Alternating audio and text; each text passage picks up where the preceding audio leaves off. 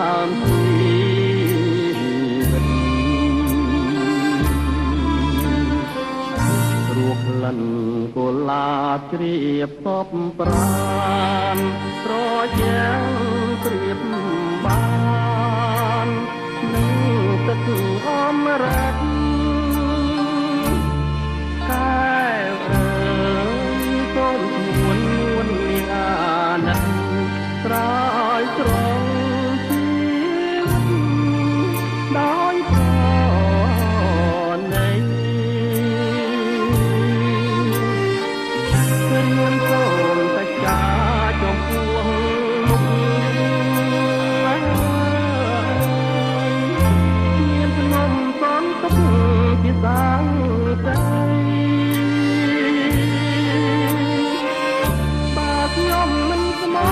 ចំពោះស្រីសូមអ្នកស្រឡាញ់ចោលទៅអកំពុងធំជំរុំចិត្តសូមផ្ញើជីវិតរឿងពិតនឹងទៅសូមដឹងត្រីប្រងជួយចែកជើងរូបទៅឲ្យខ្ញុំយ៉ាប់អើ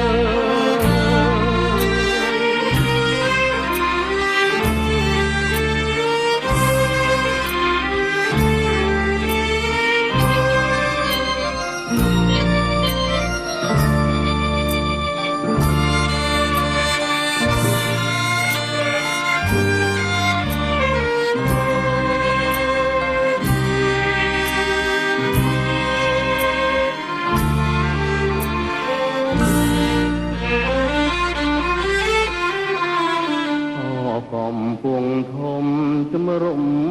ចិត្តសូមផ្ញើជីវិតរឿងពិតនឹងទៅ